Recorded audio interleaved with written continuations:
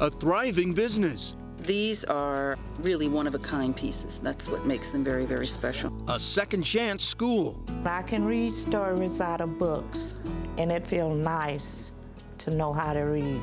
an all-purpose help center, It may be emotional support they need, bill paying, working on housing applications. the many-splendored success of a Boston treasure, Rosie's Place, They've given me a miracle far beyond my wildest expectations. helping women in crisis, surviving a crisis of its own. Now, after 30 years of service, it's time to celebrate.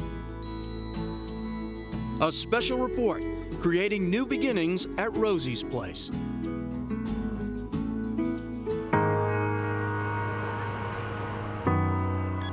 I had a money order filled out for my rent, and on my way home I left it in the bus. A single money order lost. For Barbara, it could mean the loss of the modest apartment she calls home. How much do you owe your landlord? $174. Okay, $174. For thousands of women like Barbara, who have no family, no funds, and no safety net, there is a place to turn. Rosie's Place, where women can get something to wear and something to eat. Whether it's from the food pantry Okay, you can have 3 beans. You both can help yourselves to 3 beans. or the dining room. Volunteers serve lunch and dinner to roughly 150 women every day, 7 days a week. Just put that there. Women with nowhere else to sleep can get an emergency bed for up to 3 months. After that, the staff often helps them find permanent housing. At Rosie's, women with no access to health care can see doctors and nurses. There you are. They can even get an education. A big glass of iced tea tastes good. Good job. Estella Nars first came to Rosie's 3 years ago.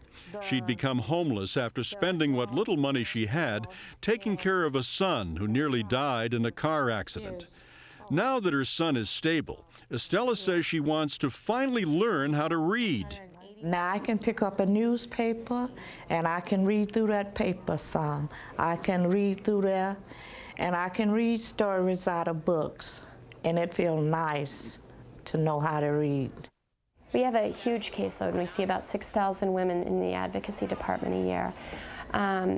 So some women may come to us once a year, and that may be just help with supplying Christmas gifts for their children. Other women may come twice a week, and it may be emotional support they need, bill paying, working on housing applications. Rosie's didn't always offer all these things, but what has always been available, a sense of respect. Because whoever comes here, for whatever reason, she's henceforth referred to as a guest. Well, Rosie's Place really started as a simple place, somewhere women could come and get a cup of coffee, a coat, a place to crash, a place to find friendship, a place to find somebody to say hello to you. And we've really tried to maintain that vision of a home or of a welcoming place. Rosie's was born in 1974, thanks to the efforts of the woman whose name has become synonymous with the place, Kip Tiernan.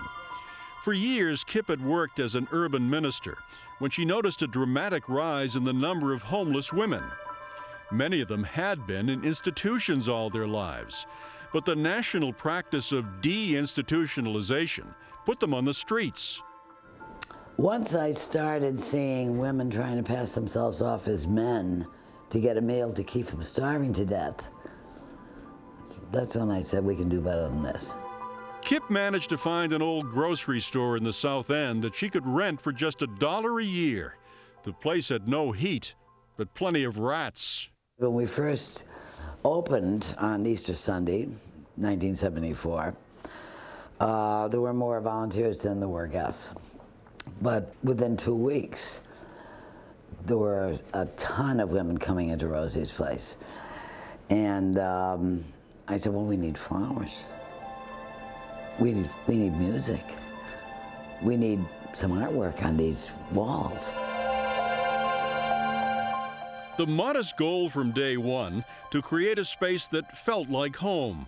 which is why the name Rosie's was chosen. There never was a Rosie per se. Tiernan just liked the name. Rosie's place sounds warm and comfortable, like a coffee house or your aunt's kitchen or something. And the woman wouldn't be embarrassed saying, I'm going to Rosie's place, you want to come with me? After 10 years of helping women in crisis, Rosie's faced a crisis of its own. In May of 1984, a devastating fire left dozens of women homeless yet again. No one died in the blaze. The dream didn't die either. I think the thing that really got to me was the subway. The L still ran down Washington Street, and it stopped in the middle. I heard this tooting as we were taking the stuff out of the house, and all of the people in the subway got up and went like this. And I burst into tears again, of course, and I said to myself, we're just gonna be okay. The city came to Rosie's rescue, and within a year, the house on Washington Street reopened. Today, this building is one of 3 permanent residences for Rosie's guests. The new Rosie's is on Harrison Avenue. The fact that this place has been able to survive and grow for 3 decades is something of a miracle, especially since Rosie's accepts no federal or state money. What that means for the guests, no hassles, no interrogations. Because what we found is that by the time women come to Rosie's place, they've really reached the end of a long road of hardship. And the indignity of having to prove that you need help is something that we're happy to help them avoid. If I need something, I come here and ask for it. And if they have it, they give me. I love them. I love them because they really was there for me when there wasn't anybody. So I love this place. And it's easy to see why the guests love Rosie's place. Rosie's has plenty to celebrate on this, its 30th anniversary. Ted Reinstein is at the anniversary gala right now, where he has discovered something of interest to all of Red Sox Nation. Ted?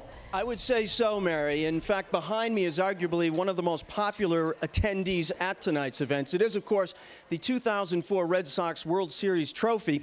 And joining me here is a woman whose husband had more than a little bit to do with bringing that trophy to Boston. She is Stacey Lucchino, wife of Red Sox CEO Larry Lucchino. And Stacey, I'm guessing that roundabout by now, this trophy must feel like more like an extended member of your own family, yes? Absolutely. We take it to the grocery store. It's with us at all times. But you carefully strap it in the baby's seat. Absolutely. Okay, Absolutely. I just want to make sure it's safe.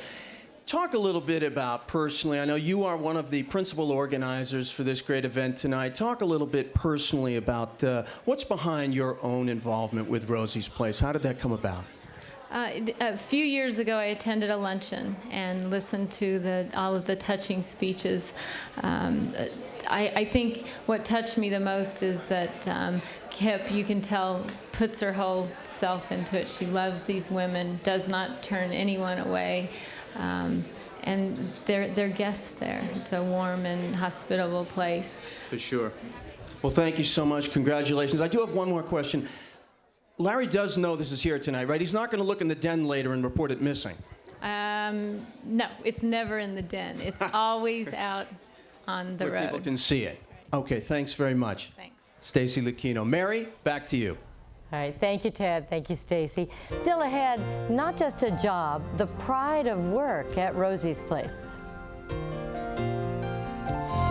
Still ahead, an extra helping of charisma. We're live with Kip Tiernan.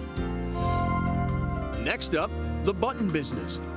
Well, I was going to do different colors like a rainbow. That was my idea.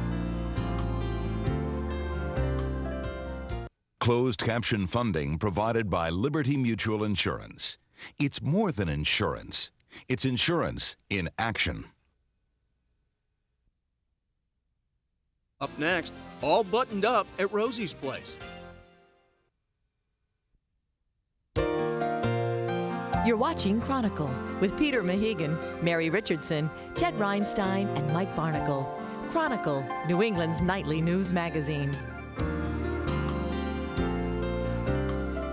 Tonight's celebration for Rosie's Place is called the New Leaves Gala. The name has many shades of meaning, particularly at this time of year with spring in full bloom. But most importantly, the organizers say, new leaves suggest that when a woman enters Rosie's Place, she leaves behind hopelessness and walks into opportunity. Behind every pair of eyes, a story of personal tragedy. But that's not what defines Rosie's Place. What takes you by surprise when you come here, a distinct sense of joy. Yummy, yummy. Rosie's Place, thank you very much. You know, seeing people smile, hearing a story that was so horrendous that anyone would be completely devastated from that, and then having them wish me a nice afternoon or a good, you know, hoping I have a nice day. I just genuinely like the women that come in here, I really do. Advocate Sandy Mariano has seen scores of women create their own happy beginnings. People like Carol Dagley. Up until 3 years ago, Carol was on the streets, drinking and doing drugs. Today, she has a roof over her head, and she's created a job for herself, chief librarian. There was books just floating around, not as many as we have here, and I just started sorting them out, and I don't like to sort things out, so I sorted them all out. Carol also volunteers at Rosie's food pantry, but she says the work she enjoys the most, taking care of the children who come here with their mothers. I feel like I accomplish things, and I feel good about myself. Oh, I just wake up in the morning and feeling blessed. That's good, yeah. Easily the most joyous corner of the building is the tiny room downstairs where they do the buttons. Well, I was going to do different colors like a rainbow. That was my idea. The Women's Craft Cooperative has been in business for 10 years. The ladies here take buttons, thousands and thousands of buttons, and beads and ribbons and fabric, and make custom jewelry. I went to several other places, and they said, you'll never get women to come together like this and do this on a regular basis. It was all the brainchild of Barbara Summers, who wanted to devote her experience in marketing and art to a worthy cause. Came to Rosie's Place, and they said, let's give it a try. We're now 100% self-sufficient, which has really been our goal, which is a wonderful thing. All of these are originally buttons. Okay.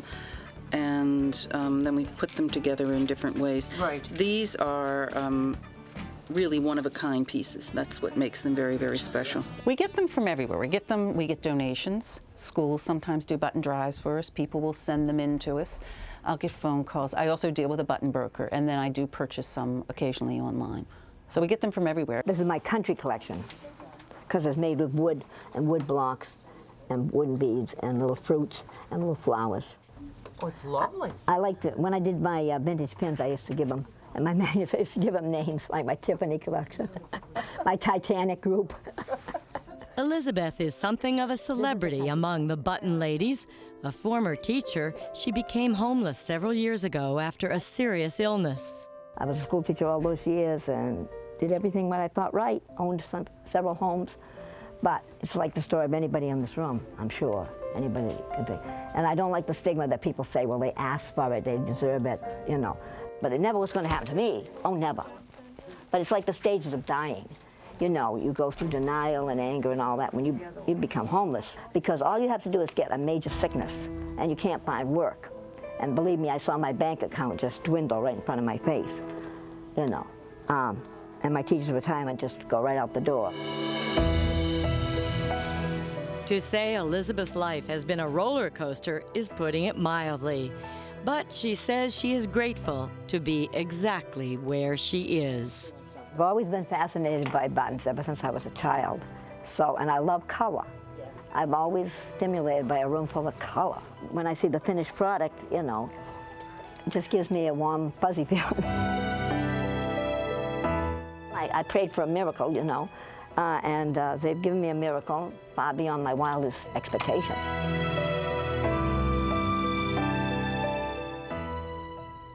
If you're interested in owning some of the pieces from the Women's Craft Cooperative, you can buy them online at Rosie's website. You can also find them at stores like Frugal Fanny's and J. Jill stores. Great gifts at very good prices. Still to come, join the party after this. Tomorrow on Chronicle, so he wants to be a rock star. Where to make a fortune.